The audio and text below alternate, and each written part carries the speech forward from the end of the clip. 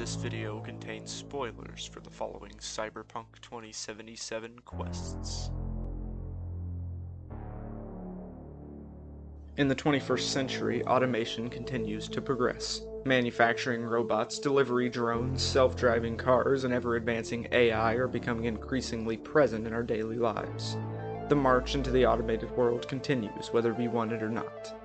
Its benefits are near limitless, making lives safer and work easier.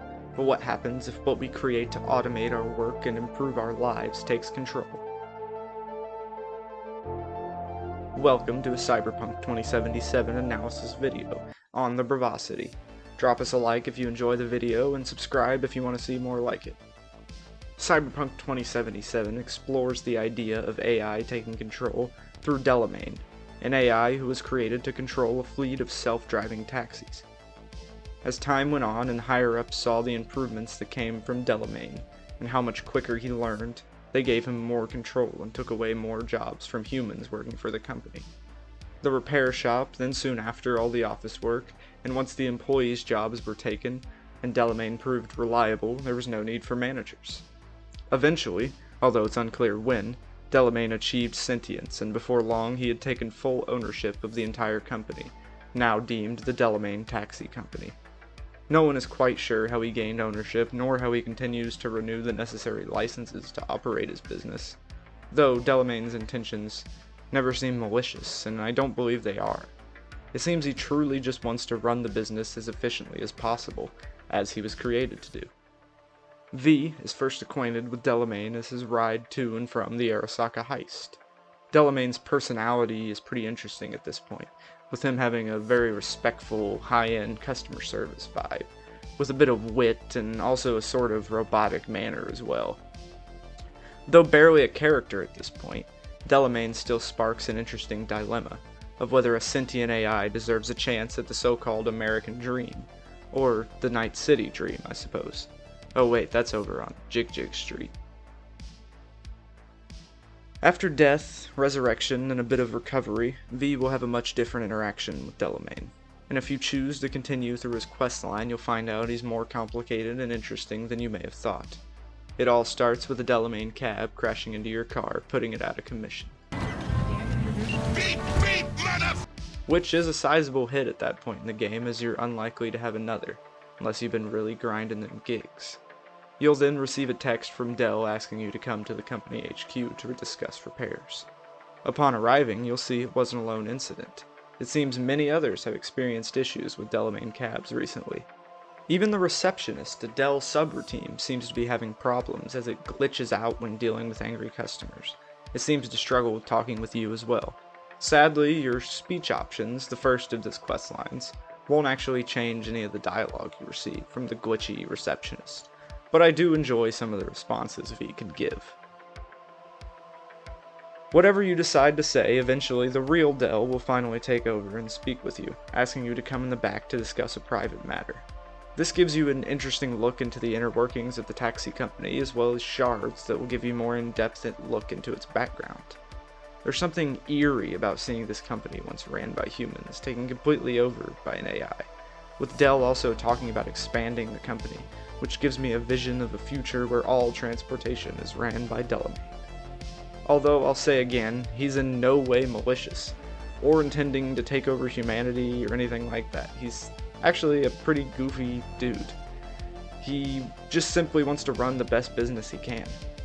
Once we reach the control room, we're informed that Dell has lost contact with some of his vehicles. He would like to hire us to get them back discreetly, as Netwatch, the Crusaders against rogue AI, have started monitoring him more closely, and they could try to identify him as an illegal immigrant, as he doesn't fit neatly into regulations. I think this is a very interesting and realistic look into what real-life authorities may try to do to a sentient AI that was trying to live and operate as a person.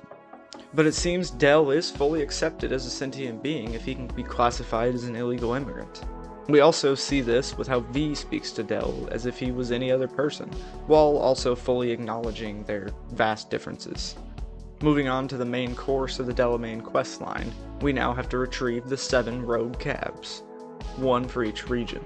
It soon becomes clear that these are more than rogue vehicles though, with each being inhabited by a divergent Delamain, which to my understanding are a piece of Del's AI that have diverged into their own sentient beings.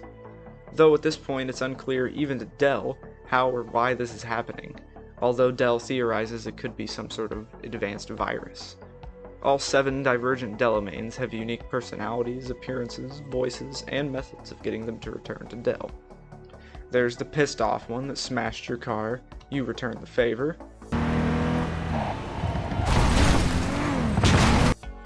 There's an overwhelmed one, you have to drive slowly to the HQ. This one kinda sucks. A suicidal Del you've gotta talk down. Why decommiss yourself? Because I'm a damn car in a world of humans. Ugly as sin, no prospects for the future, intimidated on the streets by punks like you. One you've gotta chase. And then there's the weird ones. The Rancho Coronado Del calls herself Clarice and is terrified of flamingos, which you have to destroy for her. So they are real. Flamingo. Flaming. Oh, the O. That's oxygen. There's no flame without oxygen. Listen, you... Call me Clarice. There's just straight up GLaDOS. I have a surprise waiting for you after this next test. Telling you would spoil the surprise, so I'll just give you a hint. I'm going to kill you, and all the cake is gone. And the one that interested me most, which was Badlands Del. Instead of making you do something like the others, Badlands Del just opens his door and asks you to step inside so you can have a chat. His voice is fantastic for setting a serious tone, and he speaks about the main Del as if he was his father, and the Divergents as if they were rebellious children. He asks why he should submit to the control of another being when he himself is sentient.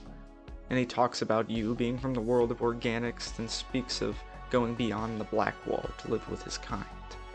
He's got an almost evil-sounding voice, but he makes a lot of sense.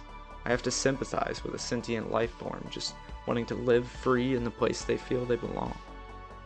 But his last line does make it clear he has some ill intentions.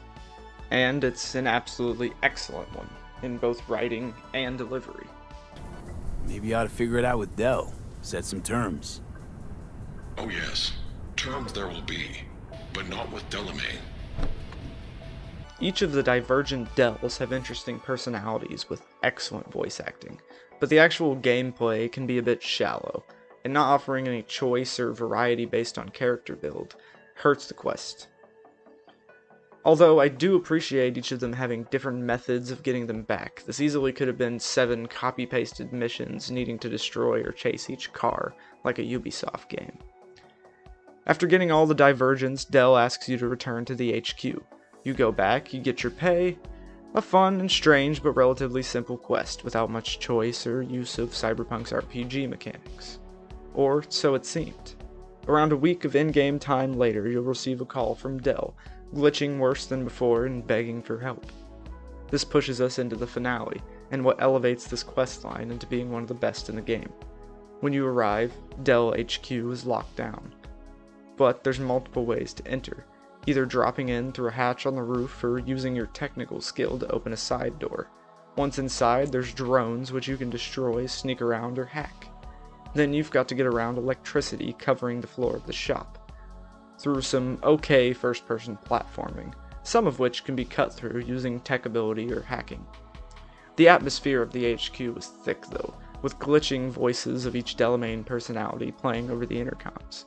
The original Del asking you to help him get rid of what he believes to be a virus, and the Divergents begging for you to help them. Once in the control room, you're given access to Delamain's core, a room with some superb sci-fi art design.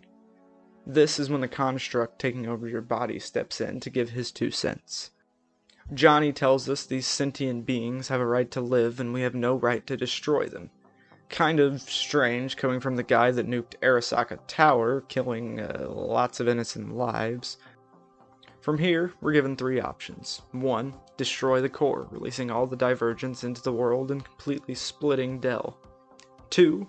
Reset the core, destroying the Divergents and resetting Del to a previous version of himself, which is what the original Delamain wants you to do.